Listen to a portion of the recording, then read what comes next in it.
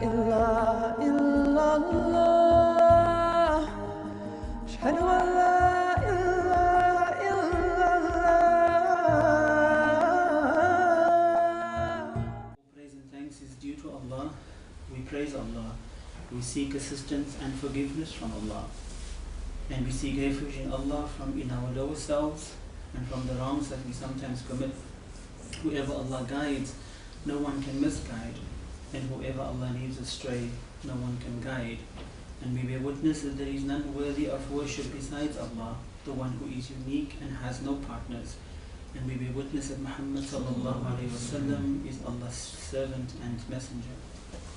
قال الله تعالى في القرآن الكريم ثم جعلناك على شريعة من الأمر فاتبعوها ولا تتبعوا أهواء الذين لا يعلمون. Allah says, and then we put you on a code of law ordained, so follow it and do not follow the desires of those without knowledge. So again, it's a question of knowledge. We've spoken previously about how Allah is encouraging us to seek knowledge, and knowledge beyond just religious knowledge. All kinds of knowledge that leads oneself to a better life and to a life of Allah consciousness is essential for a Muslim to learn. Then Allah says further, فَأَكِمْ وَجْهَكَ لِلدِّينِ خَنِيفًا فِطْرَةَ اللَّهِ الَّتِي فَطَرَ النَّاسَ عَلَيْهَا لَا تَبْدِيلَ لِخَلْقِ اللَّهِ ذَلِكَ الدِّينُ الْقَيِّمُ وَلَكِنْ أَكْثَرَ النَّاسِ لَا يَعْلَمُونَ.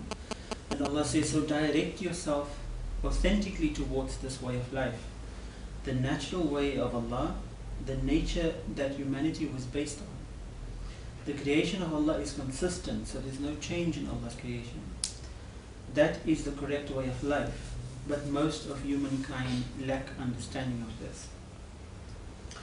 So we've previously spoken, I think it was last week, that we've spoken about the Big Bang Theory. We've spoken about the origin of life from water, including humanity's first existence was from water. And so we know that everything in nature is governed by a set of laws that is consistent. I mean, if you test this law, it's consistent through all forms of life. So we've mentioned how the Quran makes reference to the accurate distance between the planets, the anatomic particles. There are particles that are smaller than the atom, and how even the DNA is constructed within these particles. And so all of these are involuntarily submitting to the system that Allah has created. But humanity is one of those creatures that Allah has blessed with the ability to choose. So we can choose whether we want to submit to this system that Allah has created or not. However, we have learned in the past that going against the natural system of life, or the system that was set up in the universe, that it does present consequences. And that humanity is called to be responsible for the actions. So everything of good, Allah says, that befalls you is from Allah. Because Allah has set up this whole system with goodness. And everything that befalls you of misfortune, the place where you need to check first where the misfortune has come from, is probably what your own hands have created. So the verse that I've quoted in the beginning says, then we put you on this code of law, ordained. So follow it and follow not the desires of those without knowledge. So this code of law is the natural code of law of the universe that we are talking about. So some people would refer to this code as the Sharia, but inevitably the Sharia has to conform to the natural human laws. So the meaning of Islam is to submit, and it is to surrender. So to what do we submit and to what do we surrender in Islam? So as a Muslim, we submit to these universal laws, and we surrender our own desires and the desires of those who have no knowledge to the will of the universe, which is ultimately the word of Allah, which is the master, who is the master of the universe. So failing to do so, we suffer the consequences of our actions and our choices. No one else is to be blamed but ourselves for the things that makes us unhappy and for the things that makes us depressed. Now when I say this, I often get the response, but what about the woman that has been raped? It certainly couldn't have been her fault. What about the person that was robbed? What about the tsunami that happened and wiped out so many people? Well, the answer is quite simple. if you study the lives of those hundreds of people that have been successful in their lives, all of them will tell you that they had challenges in their lives. And it's because of the amount of challenges that they had in their lives, the more successful they have become. I mean, you can study the lives of prophets, for example. None of the prophets has ever not had a challenge in their lives. So it's about how we approach life, how we see things that are good and how we see things that are bad, how we see misfortune and how we see challenges. So we can continue to blame external factors, and you can say, oh, because my parents were poor and that's why I'm in this state, or the system is like that, or God doesn't love me, or whatever. We can continue to blame external factors. But Allah says in the Quran, وَلَئِن شَكَرْتُمْ لَأَزِيدَنَّكُمْ وَلَئِن كَفَرْتُمْ فَإِنَّ عَذَابَ اللَّهِ شَدِيدٌ. That if you develop an attitude of appreciation, you will get more out of life. But if you develop an attitude of complaining and nitpicking, then life will become depressing for you. And then you will receive the punishment of that, the consequences of that kind of attitude. So the Quran advises us to direct ourselves authentically to this way of life. The natural way of Allah, the nature of that humanity was based on. Allah says the creation of Allah is consistent, so there's no change in it, there's no ducking and diving over it, there's no shortcuts. This is the correct way of life. But most of humanity lack the understanding of this. So as I said, there's no shortcuts in life. There's no quick fixes to our challenges. Those who try to find quick fixes and divert from this natural way of life, we can see the harm that we cause to ourselves when we have this attitude. And Allah says that every human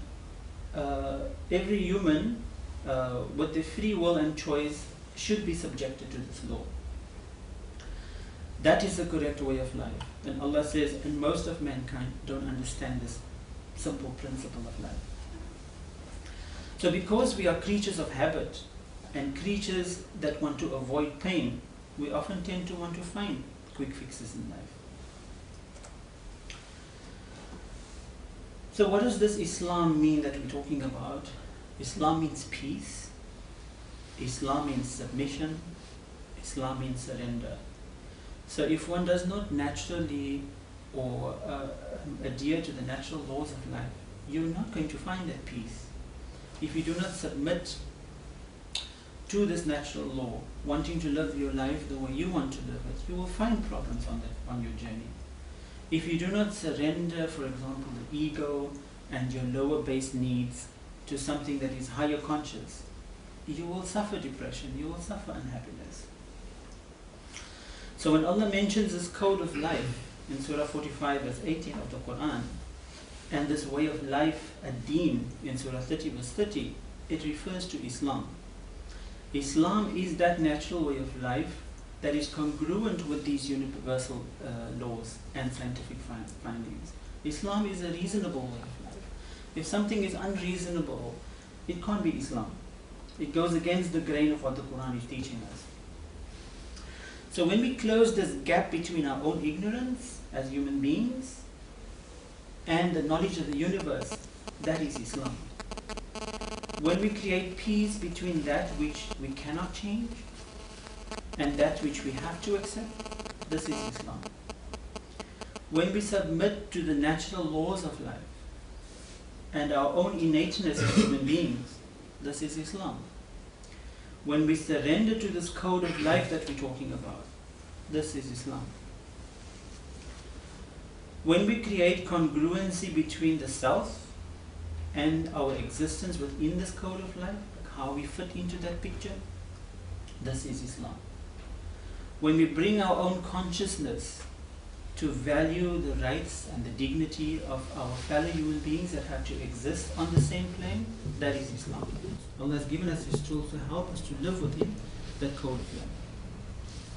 And naturally, as Allah says, that we will receive the benefits of that. So when our prayers and our fasting becomes tools to tame our lower self and our base desires so that we can live within this code of life, that is Islam. So Islam then becomes this vehicle towards a person, a human being, becoming self-actualized, to becoming truly happy, and to be spiritually fulfilled. Because as a Muslim, you have to be fulfilled on the many different aspects of your life. You can't just be fulfilled in the spiritual sense and forget that you also you have to live on this earth. So Islam then becomes the vehicle and not the destination, like many Muslims would think, that it's about the prayers and it's about the fasting. In fact, there's an interesting story where the Prophet Muhammad ﷺ said that, it's not your fasting and it's not your almsgiving and your prayers that will bring you into Jannah, but it is your relationships with mankind. So you can't be isolating yourself and saying, I'm just going to fast and pray whatever because I need to go to heaven, but you forget how to relate to people, for example. So when we start to look at Islam in this way, we're getting a new and a fresh perspective of Islam, then it becomes easier to accept others that are sharing this plane with us, that are seemingly different from us. The Jews, the Christians, the Hindus, those who don't believe. You become less judgmental when you see Islam in this way. And it also helps us not to get bogged down with the nitty-gritties of what is lawful and what is prohibited, of how long my pants should be, or how many hairs must be hidden if I'm a woman and I have to wear my scarf, and all those things. So these are sometimes the very things that cause us to miss the point of the journey, which is Islam, and the point of our destination, which is a higher consciousness, Allah consciousness. So Allah gives us further advice by saying, يَا أَيُّهَا الَّذِينَ آمَنُوا عَلَيْكُمْ أَنفُسَكُمْ لَا تَضُرُّكُمْ مَنْ ضَلَّ إِذَا اهْتَدَيْتُمْ إِلَى اللَّهِ مَرْجِعُكُمْ جَمِيعًا فَيُنَبِّئُكُمْ بِمَا كُنْتُمْ تَعْمَلُونَ. That, O you who have attained to faith, it is for your own selves that you are responsible. Those who are misguided can't harm you if you are guided. Unto Allah we must all return, and then Allah will make us understand the things that we have been doing. So in other words, that if we claim that we believe in Allah, or that we have this higher consciousness and we have faith in that, then we need to know that we have to be responsible for ourselves. We cannot blame external factors for our conditions. We need to do something about our own circumstances. Allah knows that it's easier said than done, and hence Allah reminds us by saying that if we are guided by these universal principles and living within these universal principles, then no harm can come to us. So some of the universal principles that are being conveyed to us within Islam is, for example, كَمَا تَدِينُ تُدَانُ, that what you do unto others will be done unto you. The universal principle. Allahu fi awni al-abd madam al-abd fi awni akhi, that Allah will only help you as long as you are in service to mankind. فَاصْبِرْ إِنَّ وَعْدَ اللَّهِ حَقٌّ, that things takes time to mature. So the one who is patient and trusts that whatever he has sown, he will reap, that is the person that will succeed. إِنَّ اللَّهَ لَا يُغَيِّرُ مَا بِقَوْمٍ حَتَّى يُغَيِّرُ مَا بِأَنفُسِهِمْ, that Allah will never change a condition of a person until they change that which is within themselves. بارك الله لي ولكم في القرآن الكريم ونفعنا إياكم بالآيات والذكر الحكيم إنه جواد ملك بر رب رؤوف رحيم. May Allah bless me and you through the guidance of this noble Quran, and may its teachings and remembrances benefit me and you. Truly Allah is the possessor of wealth, the sovereign, the all-good, the one who has authority over us, the all-loving, the all-merciful. And in order for us to live fuller lives, we need to bring our own existence to resonate with these 12 universal laws. And it's very interesting to see how these 12 universal laws are the same laws that we are taught within Islam. I will just go to them very quickly. Number one is the law of the divine oneness. So we live in a world where everything is connected to everything else.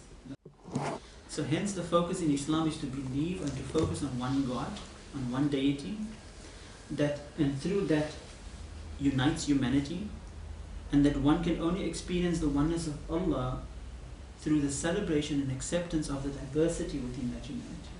So there's like a two-way plane. If you want to have a vertical relationship with Allah, you have to have a horizontal relationship with humanity.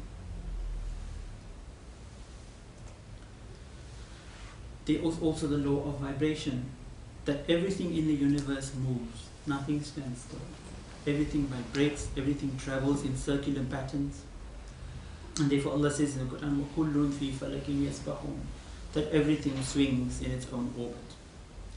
So since everything vibrates, and our thoughts and our prayers are energies that also vibrates, and eventually settles down into something physical, the Prophet Muhammad ﷺ has advised us to keep good thoughts and to send out positive prayers, because these are energies. So eventually, if you send out a bad thought or a bad energy, it settles somewhere, and it comes back to you.